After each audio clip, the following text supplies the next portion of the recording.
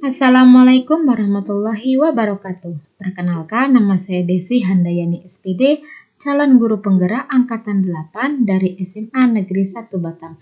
Pada kesempatan kali ini, saya akan menjelaskan aksi nyata saya pada modul 1.4 Budaya Positif. Perkenalkan, Bapak Hartono MPD sebagai fasilitator saya, Ibu Ria Pristiani Dewi SPD sebagai pengajar praktik saya. Latar belakang saya dalam melakukan aksi nyata ini untuk mewujudkan pendidikan yang berpihak kepada murid sesuai cita-cita Bapak Ki Hajar Dewantara. Diperlukan kolaborasi seluruh ekosistem sekolah.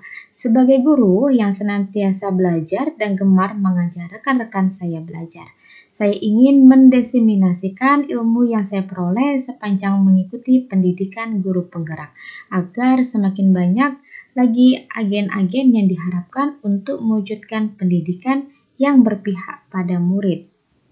Selanjutnya, tujuan. Di aksi nyata saya ini, saya memiliki dua tujuan. Yang pertama, saya mendiseminasikan ilmu yang didapatkan melalui program guru penggerak. Yang kedua, saya mewujudkan kolaborasi untuk menciptakan pendidikan yang berpihak kepada murid sesuai cita-cita Bapak Ki Hajar Dewantara. Selanjutnya, tolak ukur. Di sini saya memiliki dua tolak ukur. Yang pertama, terlaksananya diseminasi kepada rekan sejawat, dan yang kedua, rekan sejawat dapat memahami dan menerapkan aksi nyata dalam rangka menciptakan pendidikan yang berpihak kepada murid. Tindakan lini masa saya pada saat ini memiliki 5 poin. Yang pertama, saya berkoordinasi dengan kepala sekolah tentang perizinan diseminasi. Yang kedua, saya menyiapkan materi yang akan didiseminasikan. Dan yang ketiga, mengajak rekan sejawat menyimak diseminasi saya. Yang keempat, mengajak rekan sejawat menerapkan ilmu yang didapat. Dan yang terakhir, yang kelima, mendiskusikan secara berkala tentang kelebihan, kekurangan, serta perbaikan yang diperlukan bersama dengan kepala sekolah, rekan guru, dan meminta umpan balik dari siswa. Dukungan yang saya butuhkan pertama, izin dari kepala sekolah, semangat berkolaborasi dari rekan sejawat dan pihak-pihak yang terkait, dan yang terakhir fasilitas sarana prasarana untuk penyelenggara implementasi. Berikut adalah kegiatan diseminasi di Sekolah SMA N1 Batam mengenai menyebarkan pemahaman dan penerapan budaya positif. Selamat menyaksikan.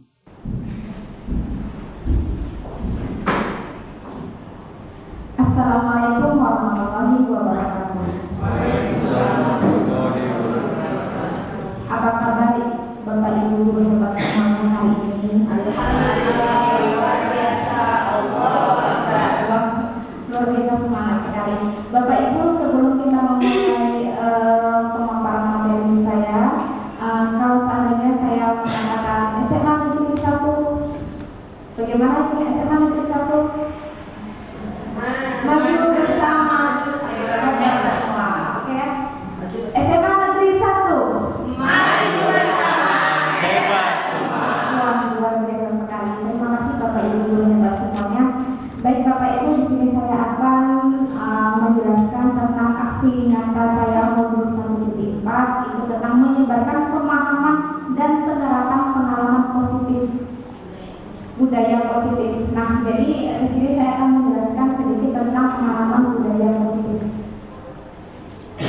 Bapak Ibu, sebelum kita memasuki tentang pengalaman budaya positif, alangkah lebih baiknya kita mengetahui dari filosofi Bapak Ki Hajar Dewantara. Nah, jadi Bapak Ki Hajar Dewantara itu dia menjelaskan bahwasanya kita sebagai guru itu haruslah menuntun anak gitu ya, bukan menuntut. Jadi kita menuntun anak untuk menggapai cita-citanya. Nah, kemudian menurut Bapak Ki Hajar Dewantara bahwasanya anak itu memang dari lahir itu sudah ada dibentuk gitu. Nah, jadi kita harus membantunya itu sesuai dengan kodrat alam dan kodrat zamannya. Nah, jadi alam itu maksudnya adalah sekeliling kita itu sumber dayanya itu apa. Kalau misalnya zaman yang sesuai dengan perkembangan zaman pada saat ini. Jadi kita itu guru itu harus up to date gitu bahasanya ya. Jadi kita tuh menjelaskan itu bukan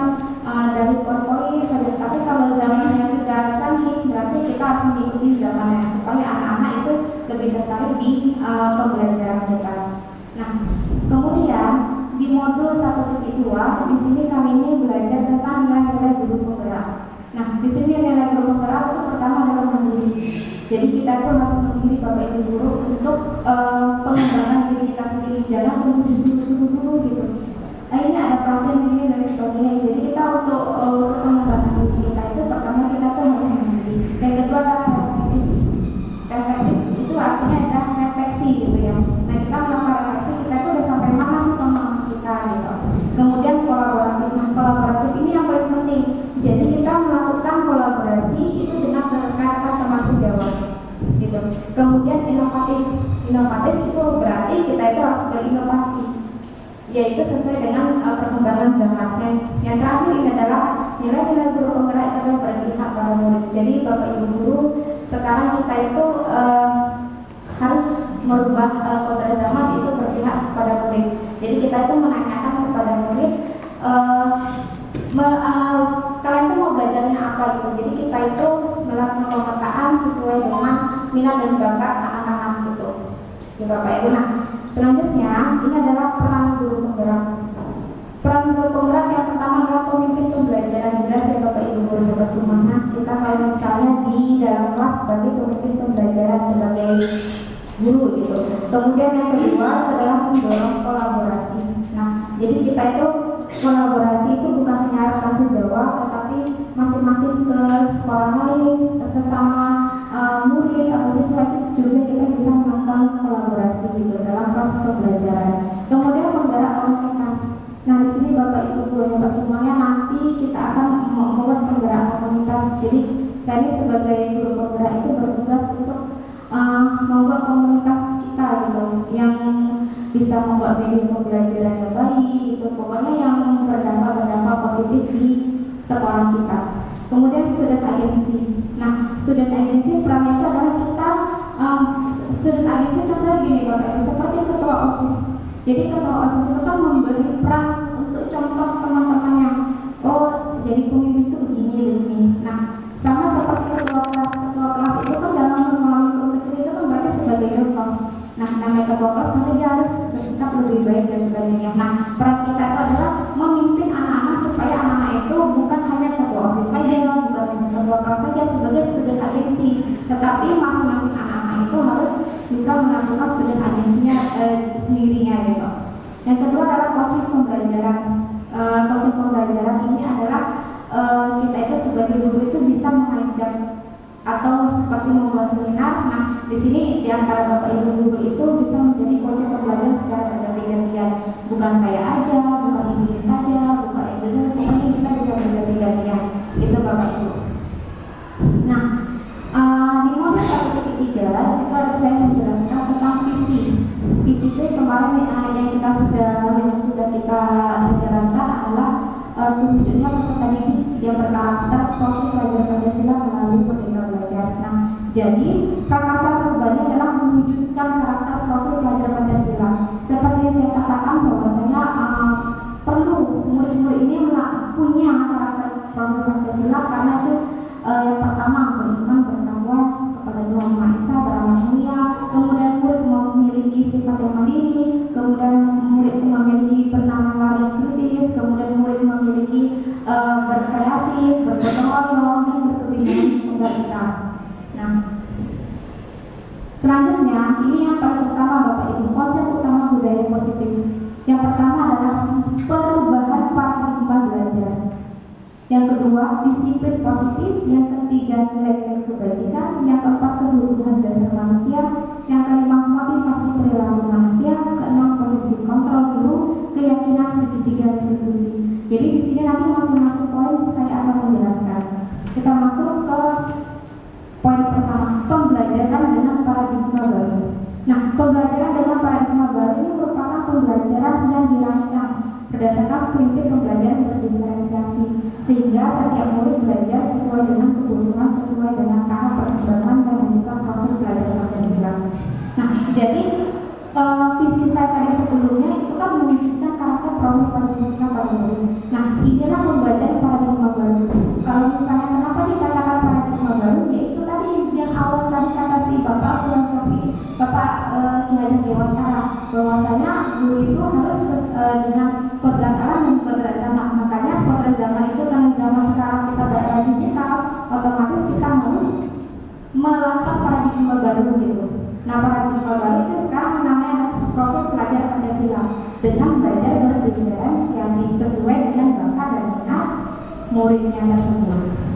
Oke, Bapak Ibu, kemudian nih disiplin positif.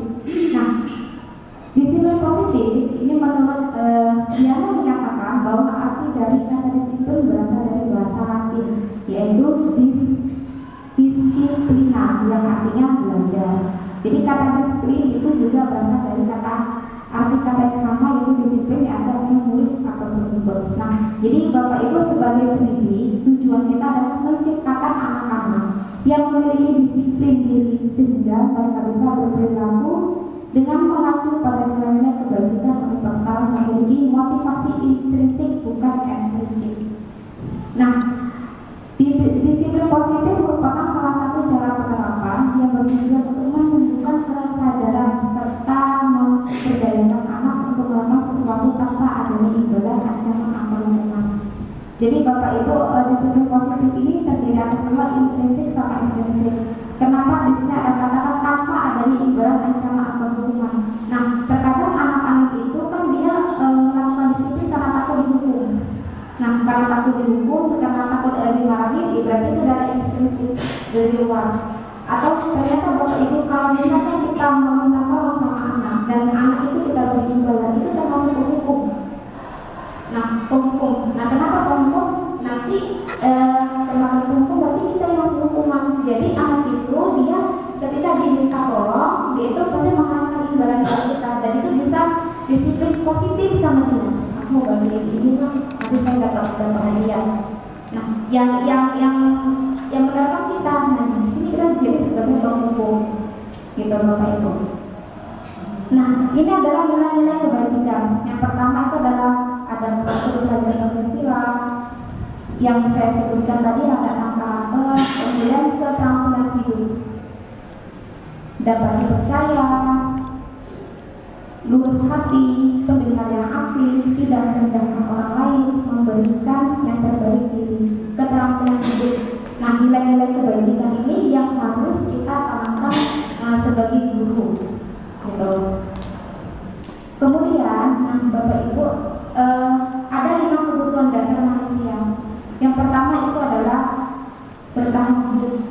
Nah, bertahan hidup ini sudah umum ya Bapak Ibu. Bertahan hidup berarti tempat tinggal, makan, kesehatan, keamanan.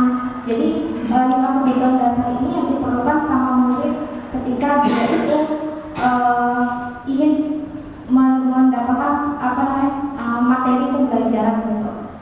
Makanya di sini ada kaitannya kenapa kalau misalnya anak memiliki masalah itu kita harus yang pertama yang kita lihat itu adalah kebutuhan hidup dia di rumah gitu. Makanya pertama bertahan hidup. Yang kedua adalah kasih sayang dan terima kasih. Nah, kita seperti begini contohnya, berarti Bapak Ibu itu saya berterima kasih kepada Bapak Ibu guru karena sudah kasih sayang sama saya untuk bersedia meluangkan waktunya di sini. Nah, ini 5 kebutuhan dasar ini kita juga harus jelaskan dan terapkan kepada anak-anak. Peduli, sering mengatakan berterima kasih, kerjasama, kemudian peduli terhadap lingkungannya gitu, mengingatkan temannya bahwa saya tugasnya perlu dikumpul gitu. Nah, kemudian penguasaan. Penguasaan ini terdiri atas harga diri, pemimpin, prestasi untuk diakui. Selanjutnya adalah kebebasan, mandiri, mencoba hal yang baru. Dan yang terakhir itu adalah kesenangan, bahagia, gembira, dan bermain. Nah, 5 kebutuhan dasar manusia ini Bapak Ibu kan secara umum, tetapi ini harus kita terapkan di sekolah gitu. Anak-anak ini harus ada penguasaan, harus ada kebebasan. Kebebasan itulah yang berkaitan sama pembelajaran berdiferensiasi tadi itu, dan dia sesuai dengan bakat dan minatnya. Nah, kalau misalnya anak itu sudah senang melakukan pembelajaran di kelas gembira sesuai minat dan bakatnya, otomatis dia akan senang gitu. Makanya bahagia, gembira, dan bermain sambil belajar. 5 kebutuhan dasar manusia secara umum itulah yang kita terapkan di sekolah Bapak Ibu. Kemudian ini adalah motivasi perilaku manusia. Jadi motivasi ini merupakan dorongan yang timbul pada seseorang secara sadar atau tidak sadar untuk melakukan tindakan dengan tujuan tertentu. Nah, jadi motivasi perilaku itu ada nilai ekstrinsik dan intrinsik. Kalau ekstrinsik yang saya katakan tadi bahwasanya untuk menghindari ketidaknyamanan lingkungan murid melakukan disiplin diri karena dia takut dihukum. Nah, jadi dia itu belum ada motivasi dirinya sendiri. Dia motivasi dari luar karena takut dihukum, jadi dia itu motivasinya supaya nggak terlambat gitu. Nah, kemudian untuk mendapatkan imbalan atau penghargaan orang lain. Jadi murid melakukan disiplin diri karena ia ingin mendapatkan imbalan. Contohnya, kamu besok cepat datang ya, kamu sering telat. Kalau kamu besok cepat datang, nanti ibu kasih deh kamu hadiah. Nah, jadi anak itu dapat motivasi dari guru tapi di ekstrinsik karena mendapat imbalan. Nah, jadi kita sebagai guru harus menilaikan nilai intrinsik kepada murid itu, bukan karena takut dihukum, bukan karena senang dapat hadiah gitu. Tapi dalam diri itu dia menghargai nilai-nilai kebajikan diri sendiri. Jadi murid melakukan disiplin diri karena sadar nilai kebajikan dirinya. Oh, aku ini ke sekolah ini memang kewajiban aku harus cepat datang gitu. Bukan takut dihukum atau dapat hadiah dari wali kelas aku karena aku sering telat gitu. Jadi dia itulah nilai diri dia, intrinsik dia sadar diri bukan nilai-nilai kebajikan. Selanjutnya adalah konsep disiplin dengan identitas sukses. Yang pertama itu hukuman. Hukuman itu anak-anak pasti merasa menyakitkan, kecewa, merasa tidak nyaman.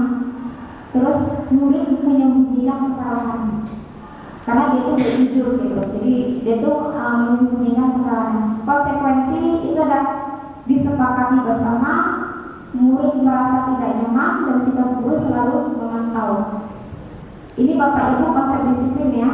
Kemudian restitusi, proses menciptakan kondisi bagi murid untuk memperbaiki kesalahan dan proses kolaborasi untuk mencari solusi. Nah, jadi Bapak Ibu sekarang kita itu konsepnya itu untuk mendisiplinkan anak itu ada 3. Yang pertama hukuman, konsekuensi, restitusi. Nah, jadi hukuman itu yang nantinya itu bakal kita tiadakan gitu Bapak Ibu guru.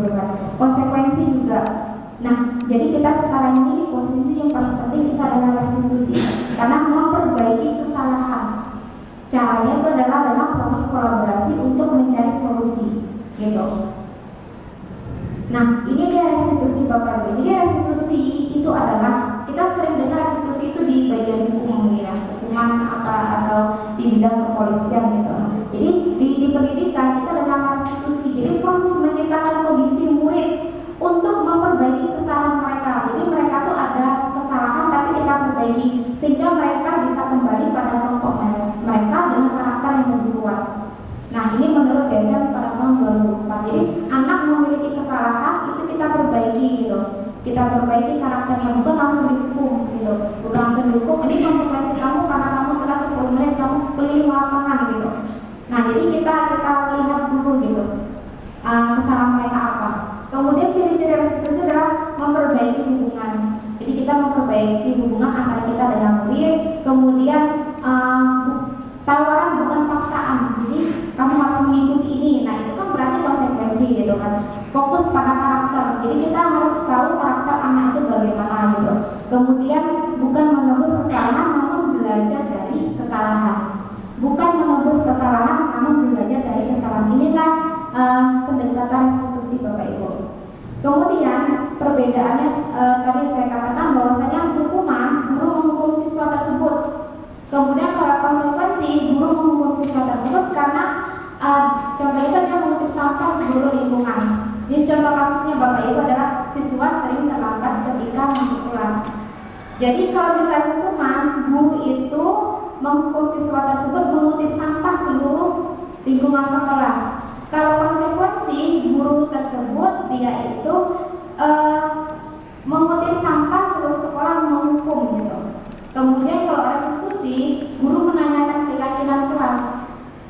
dirinya untuk membantu siswa menyelesaikan masalah. Nah, jadi Bapak Ibu sekarang posisi kita itu diharuskan untuk direstitusi. Nah, Bapak Ibu, ini adalah 5 posisi kontrol. Ada penghukum, pembuat merasa bersalah, teman, pemantau, mengajar. Nah, selama ini Bapak Ibu, saya itu kalau misalnya anak yang berbuat salah, saya itu biasanya dalam posisi penghukum dan pembuat merasa bersalah. Kalau anaknya itu nakal gitu ya, dan boleh nakal, saya hukum. Ya kamu karena kamu berbuat begini, ya kamu saya hukum. Hukum itu misalnya saya suruh dia itu berdiri di depan kelas sampai mata pelajaran saya selesai, saya menjelaskan gitu. Boleh dia mendengarkan tapi dia berdiri di depan gitu. Nah itu kan menghukum. Nah kemudian saya juga pernah membuat anak itu membuat merasa bersalah dengan cara ini. Kamu kemarin nak sudah ibu berikan masuk karena terlambat, tapi kenapa sekarang terlambat lagi? Gitu. Nah, jadi anak itu kan merasa bersalah gitu. Nah, itu dimaksud dengan posisi kontrol dulu. Kemudian teman, pemantau, manajer. Nah, Bapak Ibu, jadi sekarang kita itu yang angka BB-nya itu di manajer. Ini saya kasih contoh kasus ya Bu. Kontrol guru. Nih, contoh kasusnya siswa tidak memakai baju olahraga ketika pelajaran olahraga. Nah, penghukum berarti guru olahraganya itu menyuruh berlari ke lapangan olahraga selama 1 jam. Nah, itu penghukum. Kemudian kalau misalnya pembuat merasa bersalah, berapa kali Bapak Ibu harus memberitahu kamu? Kamu selalu saja mengecewakan ibu. Itu berarti membuat merasa bersalah gitu posisinya. Kemudian di posisi teman, contoh kasusnya masih sama ya Bapak Ibu. Siswanya itu nggak pakai baju olahraga pada saat pelajaran olahraga. Ayo dong kata ibunya, ikuti aturan sekolah, tolong bantu ibu ya sekali ini. Ya sudah, tidak apa-apa, lain kali jangan sampai berbuat seperti ini lagi ya. Nah itu posisi guru sebagai teman. Kemudian sebagai pemantau, kamu sudah melanggar aturan sekolah, kamu tahu konsekuensinya. Setelah pelajaran ini kamu temui saya di kantor untuk mencatat poin dan jangan diulangi lagi. Nah kita mau tahu karena kita ada catatan setelah di kantor gitu. Kemudian, nah ini yang posisi kontrol yang manajer. Apakah kamu tahu kesalahanmu? Kira-kira bagaimana kamu bisa memperbaiki kesalahanmu? Nah inilah yang maksudnya Bapak Ibu penerapan kontrol dulu di bagian manajer. Jadi Bapak Ibu hebat semuanya. Di sini saya sebelumnya itu sering sebagai penghukum dan merasa bersalah. Gitu. Nah, jadi kita langkah ini sebagai manajer yaitu untuk memperbaiki kesalahan anak itu. Gitu. Ya Bapak Ibu. Nah, ini saya mau tanya kepada Bapak Ibu, di mana posisi kontrol aku? Terlambat lagi, pasti terlambat lagi. Selalu datang terlambat. Kapan bisa datang tepat waktu? Nah, jadi Bapak Ibu termasuk posisi kontrol mana? Menghukum, pembuat merasa bersalah, teman, manajer, atau konsekuensi?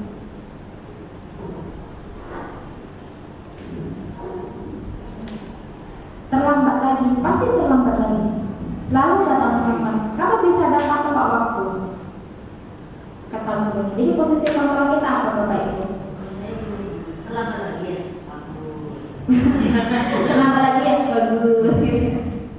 Nah, kalau seandainya dibilang Bu tadi terlambat lagi ya, bagus. Nah, menurut teman-teman itu posisi apa tuh? Hah? Pembuat merasa bersalah atau teman tuh?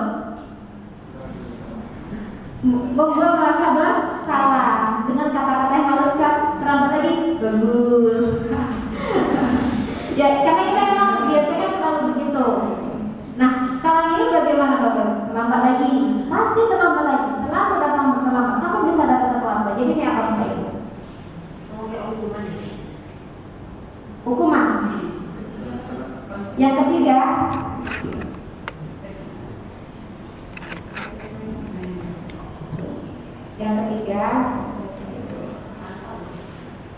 Nih, ada penghubung, pembuat merasa bersalah, teman, pemantau, manajer. Terlambat lagi. Pemantau. Tapi itu kata-katanya nggak bagus. Iya, terlambat lagi, pasti terlambat lagi. Selalu terlambat lagi. Kamu bisa datang tepat waktu. Kayaknya kayak memvonis anak malah. Iya, Kalau tiba di anak tuh ya sudah lah gitu kan. Saya mungkin nggak akan bisa menjadi lebih baik. Gitu. Jadi akhirnya akan menjadi efek hopeless gitu kan. iya, Kan? iya. Jadi posisi kontrolnya di Artinya tuh maksudnya siapa? Anak apa kita? kita. Oh kita. Kan posisi kontrol itu kan ada 5. Tadi kan ada pembuat rasa bersalah, Mungkin ini hukuman, membuat merasa bersalah ini. pembuat rasa bersalah. Ada yang lain Bapak Ibu? Tapi menyerukan. Jadi karena kan ini tergantung sama kontrol kita sama kontrol teman kita kan pasti berbeda. Jadi terlambat lagi pasti datang terlambat, selalu datang terlambat. Kapan bisa datang tepat waktu? Kan begitu. Nah, kemudian posisi kontrol di mana posisi kontrol aku? Adi, kamu ini bagaimana ya? Kamu sudah berjanji dengan ibu tidak akan terlambat lagi. Kamu kenapa ya senang sekali mengecewakan ibu? Ibu benar-benar kecewa sekali. Iya, membuat merasa bersalah. Ini ada lagi Bapak Ibu. Adi, ayolah, bagaimana sih kamu? Kemarin kamu sudah janji ke Bapak bukan? Kenapa terlambat lagi? Sambil tertawa ringan. Ya sudah, tidak apa-apa. Duduk dulu sana, nanti Pak Guru bantu kamu. Iya, sebagai teman. Kemudian Adi, tahukah kamu jam berapa ini mulai? Tahu Pak, kata si Adi. Kamu terlambat 15 menit. Apakah kamu sudah mengerti konsekuensi yang harus dilakukan bila terlambat? Paham Pak, saya harus tinggal kelas pada jam istirahat nanti dan mengerjakan tugas tertinggal saya. Kata guru, iya benar, nanti pada saat jam istirahat kamu harus tinggal di kelas untuk menyelesaikan tugas yang tertinggal tadi. Saya tunggu.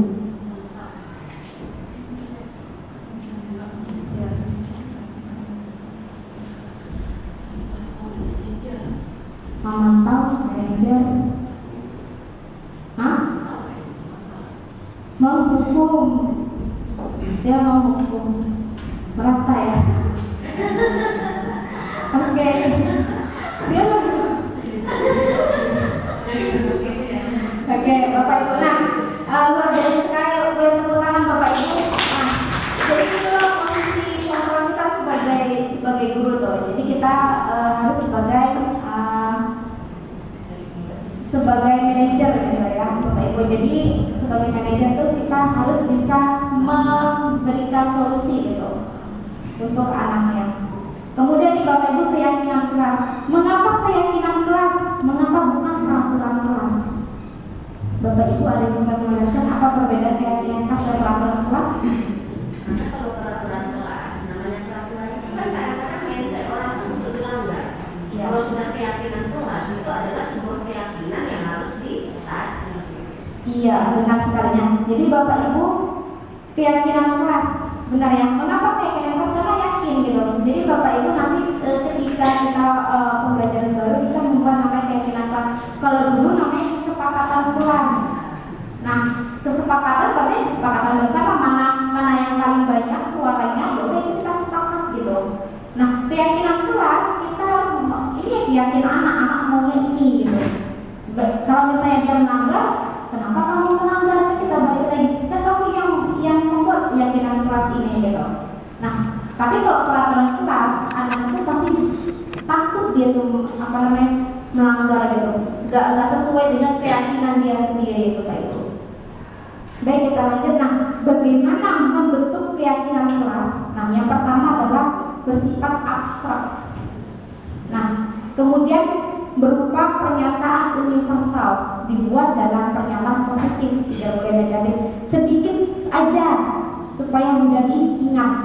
Dan sesuai dengan kondisi kelas atau sekolah. gitu. Jangan buat anak keyakinan kelas ingin bu gitu. Kan sesuai dengan kondisi sekolah kita. Kemudian melibatkan semua warga sekolah atau warga kelas ini membentuk keyakinan kelas. Setelah itu, nah ini Bapak Ibu kegiatan yang keyakinan kelas. Pertama kita harus berdiskusi dulu. Nah, berdiskusi dulu tentang peraturan, maksudnya ini tidak boleh kata jangan atau tidak, dan keyakinan ini harus benar-benar dari murid sendiri gitu. Nah bukan kita, kalau kita yang menentukan berarti namanya peraturan kelas gitu. Kemudian setelah itu kita merumuskan peraturan menjadi keyakinan gitu. Nah jadi peraturan yang keyakinan ya Bapak Ibu. Setelah itu mendapat, nah membentuk keyakinan kelas ini bisa individu, bisa berkelompok, terserah Bapak Ibu. Jadi anak-anak kita membuat tadi keyakinan kelas. Keyakinan kelas itu berbeda dengan peraturan kelas ya. Kalau peraturan itu dari ibu, kalau keyakinan kalian sendiri. Nah itu boleh berkelompok gitu. Pasti 5 orang atau 4 orang mereka sepakatlah keyakinan mereka itu apa gitu. Supaya tidak banyak-banyak menghabiskan penempatan. Nah kemudian Bapak Ibu, untuk keyakinan kelas itu bukan setiap guru mapel. Guru mapel boleh menambahkan, itu biasanya per wali kelas. Bayangkan kalau guru mapel ada 10 mapel, nempel dinding penuh semuanya. Nah jadi keyakinan kelas itu alangkah lebih baiknya itu dibuat sama wali kelasnya. Kemudian guru-guru mapel itu bisa lihat keyakinan kelas mereka. Nah, kita secara pribadi boleh menambah, anak-anak ini dariku keyakinan kelas ini gini. Nah cukup antara kita dan anak tahu. Nah kalau misalnya dulu kesepakatan kelas itu kan pakai tanda tangan tuh, pakai tanda tangan. Nah keyakinan kelas itu tidak boleh pakai tanda tangan, karena itu kan keyakinan dia sendiri. Kalau pakai tanda tangan itu jadi momok bagi mereka. Oh ini namanya peraturan kelas. Kalau aku melanggar, orang tua aku tahu pasti aku nanti begini gitu. Tapi kalau keyakinan kelas itu dengan kerelaan mereka gitu. Sama kemudian menempelkan itu sama prosesnya seperti kesepakatan kelas. Nah Bapak Ibu, kita masuk ke segitiga restitusi ini. Jadi merupakan satu proses dialog yang dijalankan oleh guru agar mendapatkan murid yang mandiri dan bertanggung jawab. Nah jadi tujuan segitiga restitusi ini adalah supaya anak itu mandiri dan bertanggung jawab. Nah yang pertama itu adalah menstabilkan identitas. Kan di sini ada segitiga restitusi nih.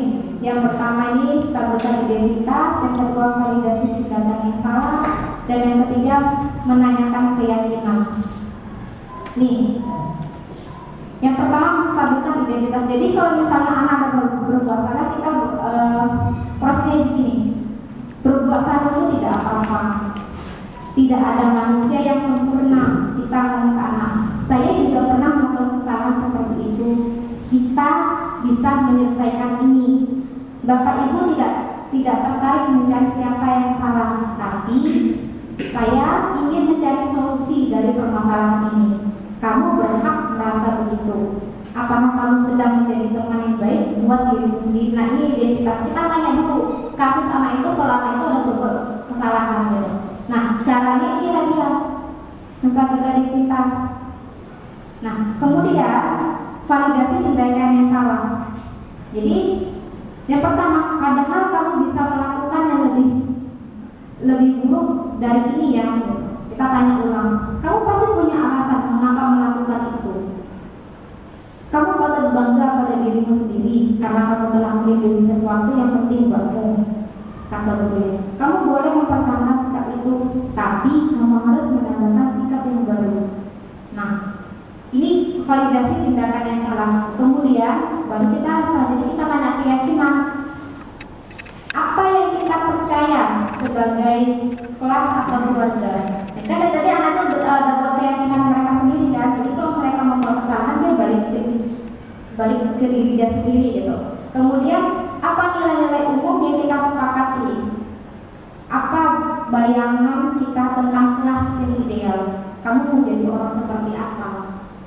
Itu yang terakhir, kamu mau jadi orang seperti apa? Itu kita menanyakan keyakinan. Kalau seandainya anak itu berbuat kesalahan. Nah, ini adalah contoh penerapan segitiga restitusi Bapak Ibu.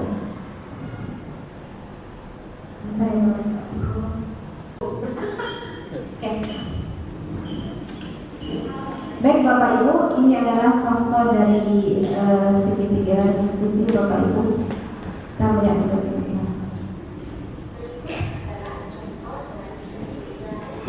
Suaranya terdengar.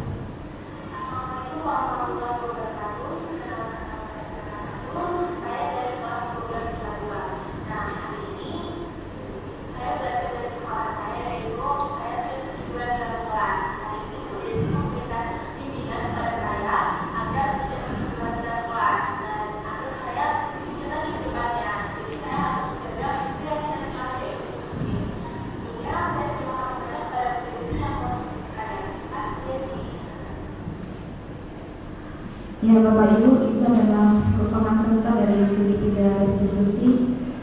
Jadi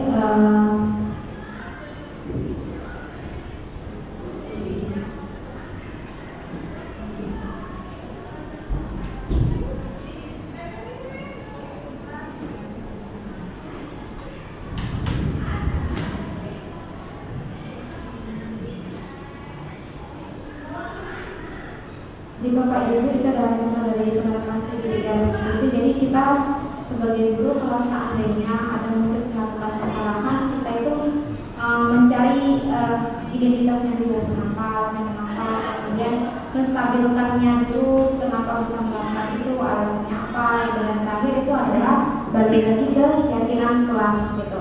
Nah, Bapak Ibu, jadi untuk penerapan budaya positif saya rasa sudah selesai.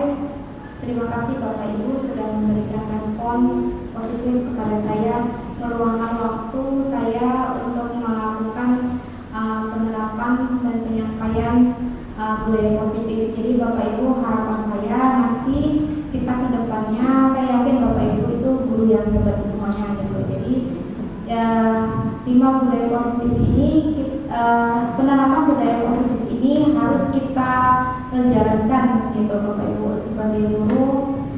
Inilah yang diharapkan sama Bapak Ki Hajar Dewantara gitu, yaitu kita itu harus menuntun anak gitu sesuai dengan kodrat alam dan kodrat zamannya, dan kita itu sekarang itu tidak boleh menghukum dan memberikan konsekuensi.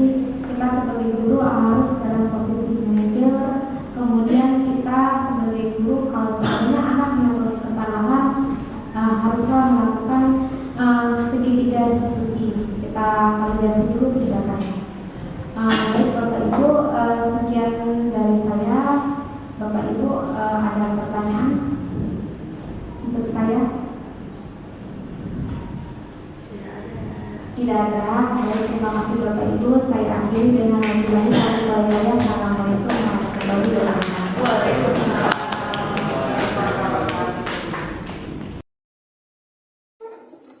Assalamualaikum warahmatullahi wabarakatuh. Waalaikumsalam warahmatullahi wabarakatuh. Apa kabar anak-anak Ibu semuanya? Sehat? Alhamdulillah sehat Ibu. Oke, nah jadi sebelum memulai pembelajaran hari ini, seperti biasanya kalian waktu kelas 11 itu kan membuat kesepakatan kelas ya, udah pernah? Sudah pernah? Oke, nah sudah pernah. Nah, jadi di kelas 12 ini kita ubah kesepakatan kelas itu menjadi keyakinan kelas namanya. Pernah dengar kalimat kata keyakinan kelas? Hah?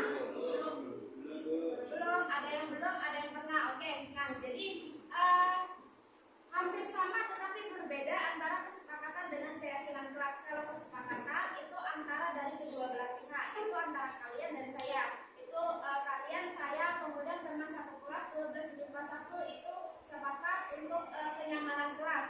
Nah, kalau misalnya keyakinan itu keyakinan kalian. Jadi keyakinan kalian untuk membuat suasana kelas ini menjadi lebih nyaman gitu, aman, nyaman. Jadi kalian tuh belajar itu nggak terganggu. Nah, jadi keyakinan kelas itu tidak boleh menggunakan kata tidak dan tidak boleh menggunakan kata jangan. Dan kalimat itu harus bersifat positif. Tahu kalimat positif ya? Oke. Ada pertanyaan nggak? Ya. Nah, jadi ini saya bagi kertasnya. Nanti kalian tulis ya keyakinan kelas. Kalau sudah selesai itu ditempel di depan. Oke? Oke.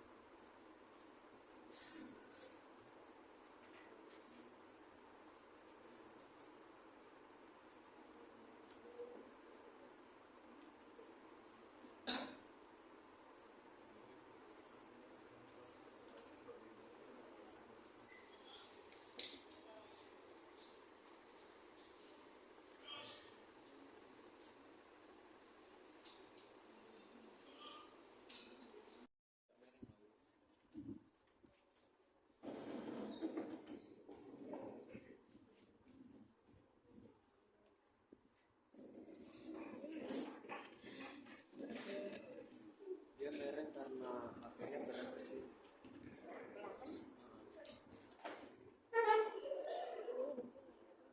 Kalau takut kulit.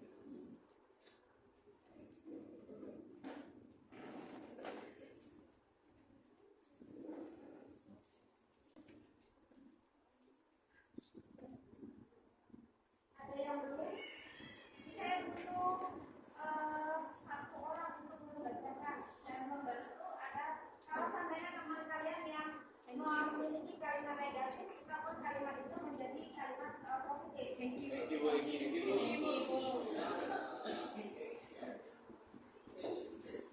Ayo, siapa? Cek. Ya, oke, sini.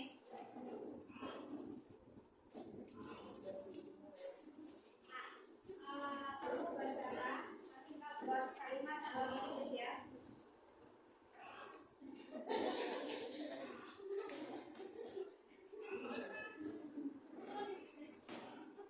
Pertama ya, yang pertama memperhatikan guru dengan baik dan membantu sesama teman serta menuntut ilmu. Ada belum selesai? Kita semua yakin ya? Oke, nah.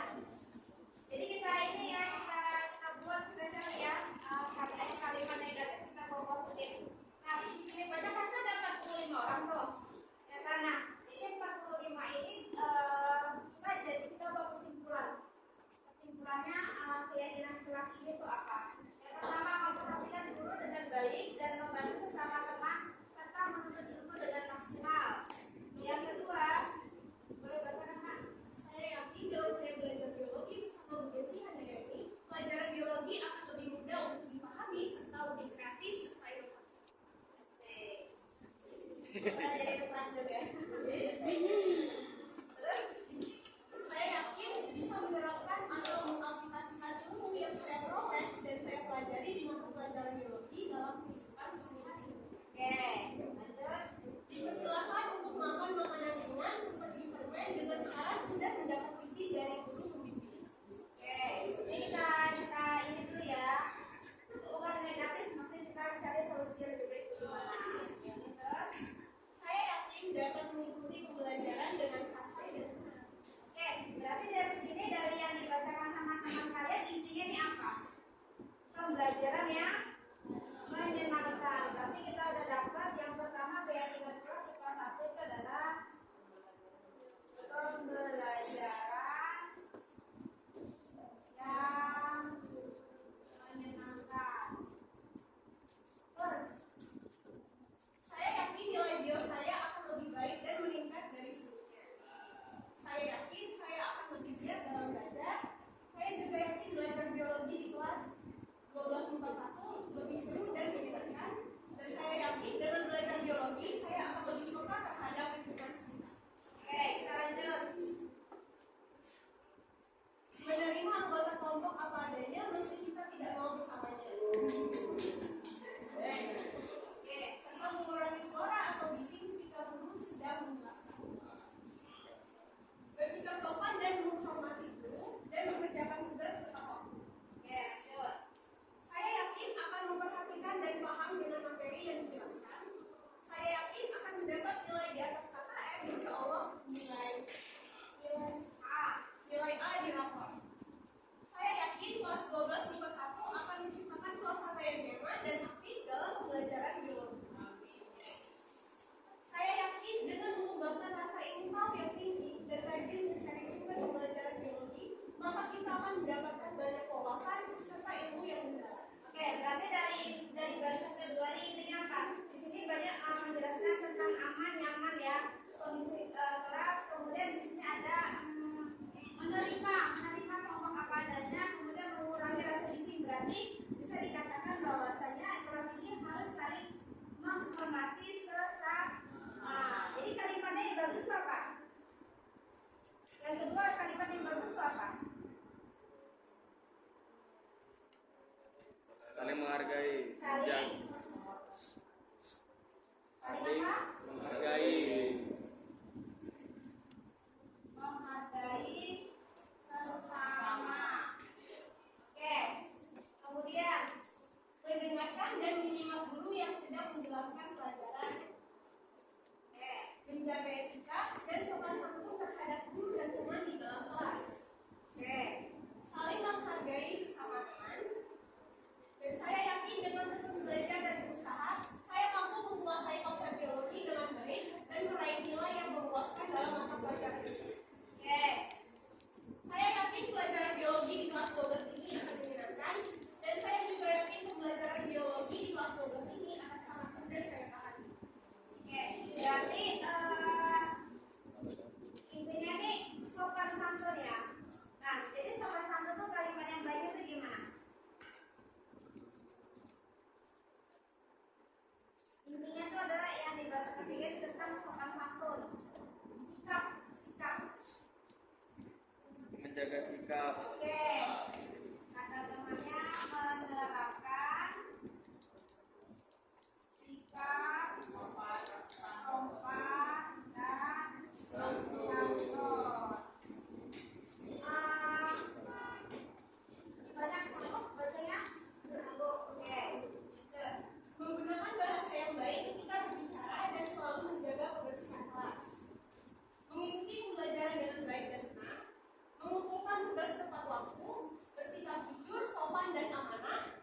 Saya yakin akan menjaga ketertiban diri selama pembelajaran dimulai hingga selesai. Menjaga kebersihan ya. Kita ambil yang karena di sini udah sama yang di poin ketiga. Berarti yang keempat menjaga lingkungan kelas atau sekolah. Menyimak guru saat menjelaskan dan belajar dengan sungguh-sungguh. Saya yakin komunikasi yang baik di dalam kelas dapat meningkatkan efektivitas dalam belajar. Saya yakin kualitas pendidik ikut menentukan keberhasilan siswa dalam pembelajaran. Keyakinan saya adalah saya yakin pembelajaran biologi di kelas akan menarik dan bisa dimengerti oleh saya dan saya. Saya yakin dengan memiliki rasa tanggung jawab dan kesadaran yang tinggi pada seluruh anggota kelas, kelas ini akan menjadi kelas yang terbaik di antara kelas-kelas lain.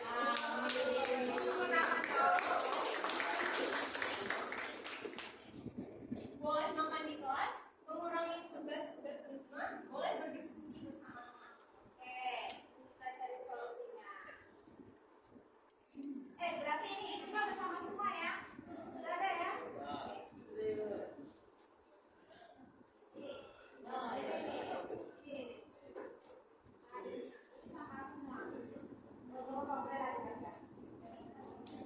Saya yakin di pembelajaran biologi di kelas ini akan mengasihkan, menyenangkan, dan tertib.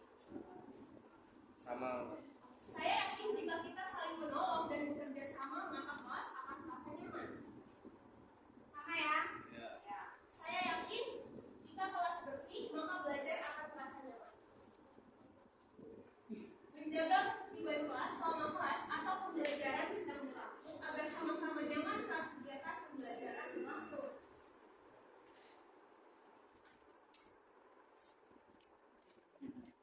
Saya yakin bahwa kelas ini bakal nyaman kalau kelasnya bersih. Saya yakin dengan belajar biologi akan membawa saya kepada cita-cita yang saya inginkan. And I believe this year will be the greatest year, walaupun nanti banyak kejadian. Dapat berdiskusi dengan teman, boleh makan di kelas, dapat terlambat dengan batas terlambat 15 menit.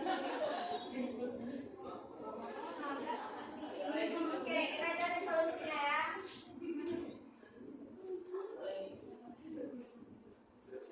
Saya yakin nilai biologi saya di kelas 12 ini bisa di atas 90. Saya yakin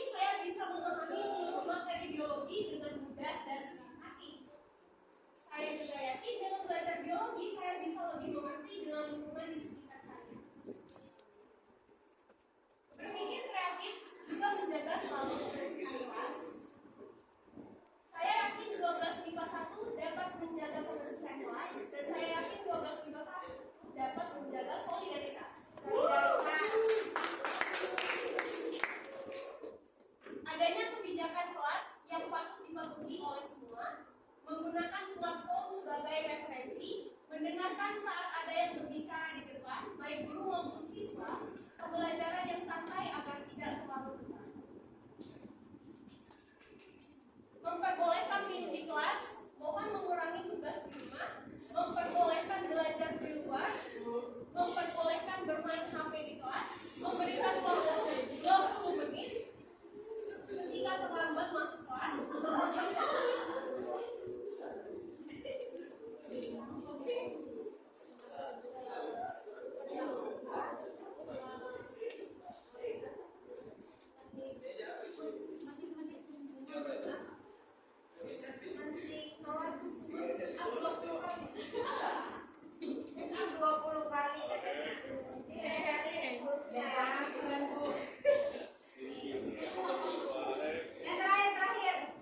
Boleh ngemil asal bukan makanan berat apalagi yang menimbulkan bau.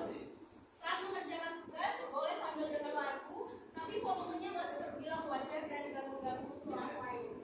Oke. Sekarang gini, kita cari solusi sama-sama ya. Yang pertama ini, diperbolehkan untuk makan makanan ringan seperti permen dengan syarat sudah mendapatkan izin dari gurunya. Ini keyakinan kelas ini kira-kira kalau misalnya ini terganggu nggak kalian? Tidak. Bisa. Oke.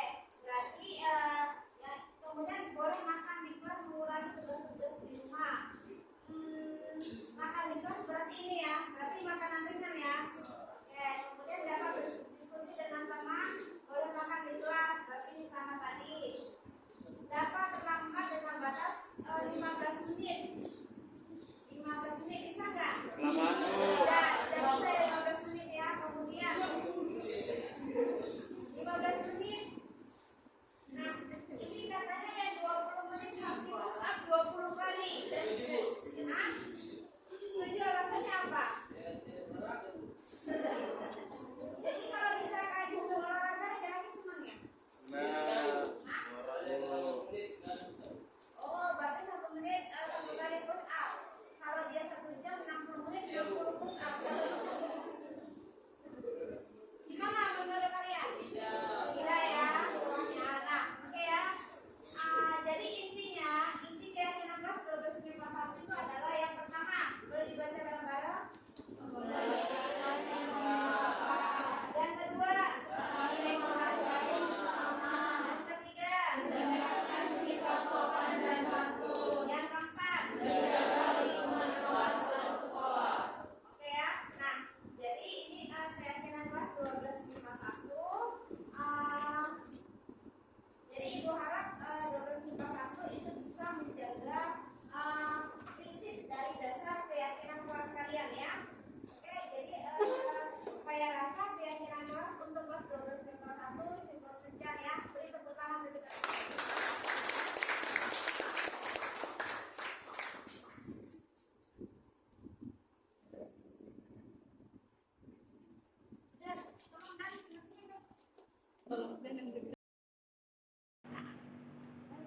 Assalamualaikum warahmatullahi wabarakatuh. Perkenalkan, saya Hermawati, guru SMA Negeri 1 Batam. Menurut saya, Ibu Hasbia dan Ibu Desi Handayani sudah melakukan budaya positif yang sudah baik. Seperti ketika Bu Desi dan Bu Hasbia melakukan keyakinan kelas dengan menerapkannya dengan melibatkan siswa, sehingga siswa menjadi lebih mandiri dan siswa tahu apa kewajibannya. Selain itu, Bu Desi dan Bu Hasbia sudah menerapkan konsep restitusi di sekolah sudah cukup baik. Kemudian murid menjadi lebih bertanggung jawab, mandiri, serta merdeka setelah melakukan penerapan segitiga restitusi. Hal yang perlu diperbaiki mungkin tentang posisi kontrol guru, karena terkadang Bu Desi dan Bu Hasbia memposisikan sebagai penghukum, membuat rasa bersalah teman dan pemantau. Bu Desi dan Bu Hasbia belum mencapai posisi manajer. Kedepannya saya harapkan Ibu Bu Desi dan Bu Hasbia bisa mencapai sebagai posisi manajer. Demikian, Assalamualaikum warahmatullahi wabarakatuh. Assalamualaikum warahmatullahi wabarakatuh. Perkenalkan, nama saya Yeni Sasmita. Saya rekan sejawat dari Bu Desi Handayani dan Ibu Hasbia. Di sini saya ingin menyampaikan pendapat saya mengenai budaya positif yang telah disampaikan oleh Bu Desi Handayani dan Ibu Hasbia, di mana mereka sudah berusaha menerapkan budaya tersebut di sekolah kami. Saya harap ke depannya dengan budaya positif yang telah dijelaskan dan diterapkan tersebut dapat membuat sebuah perubahan yang signifikan untuk kebaikan sekolah kami ke depannya. Dan juga saya harap itu juga dapat memotivasi kami guru-guru yang lain yang mungkin masih belum bisa memahami tentang itu, tapi dari penjelasan Bu Hasbia dan Bu Desi Handayani itu akan sangat memotivasi kami untuk ikut turut serta membudayakan budaya positif tersebut. Dan gitu juga hendaknya kepada siswa kami supaya ikut turut serta dalam membudayakan segala hal yang positif tersebut. Demikian dari saya. Terima kasih. Assalamualaikum warahmatullahi wabarakatuh. Assalamualaikum warahmatullahi wabarakatuh.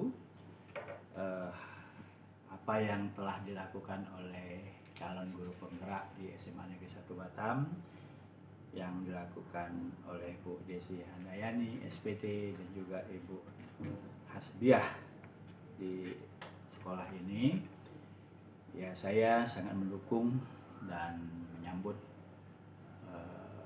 semangat mereka dalam menyampaikan materi ataupun metode tentang menyebarkan pemahaman dan penerapan pengalaman budaya positif, ya. Beberapa budaya positif itu ya berdasarkan kepada nilai-nilai kebajikan, di mana dapat diambil dari norma-norma agama dan juga nilai-nilai yang terkandung di dalam kehidupan masyarakat berbangsa dan bernegara. Dari nilai-nilai itulah kita harapkan dapat menanamkan nilai-nilai positif, yang mana tujuan utamanya seperti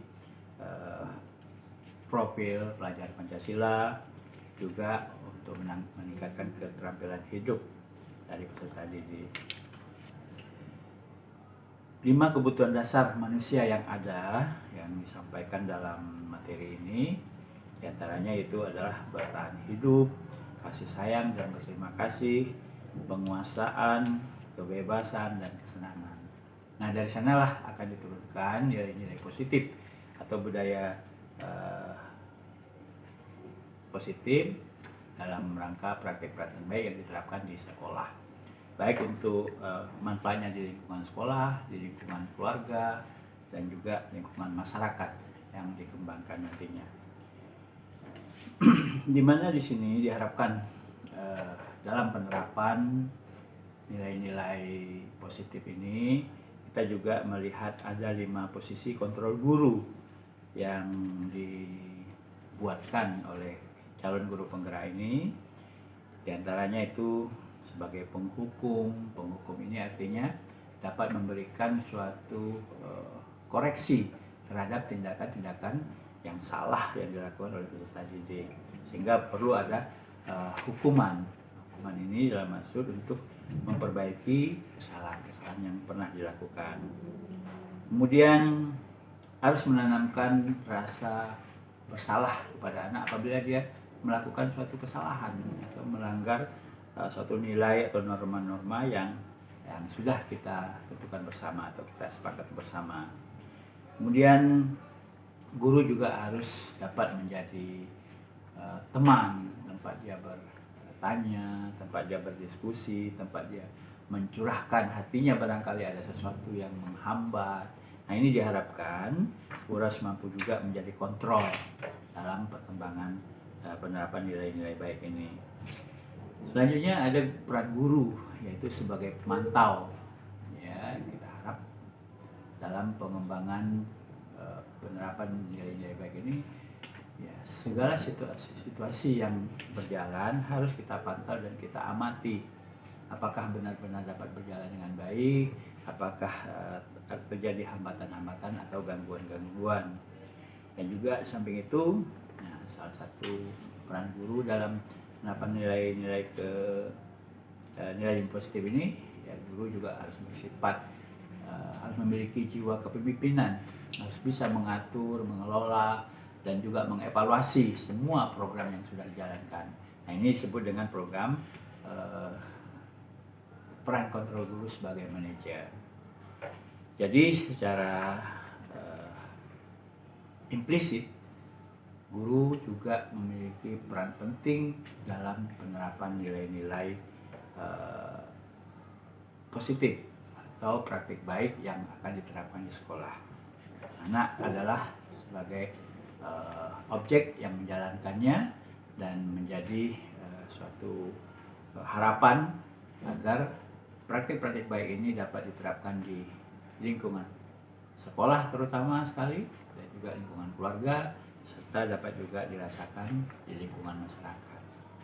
Demikian tanggapan saya terhadap program nilai-nilai baik atau nilai positif atau praktik baik yang sudah dikembangkan oleh para calon guru penggerak ini.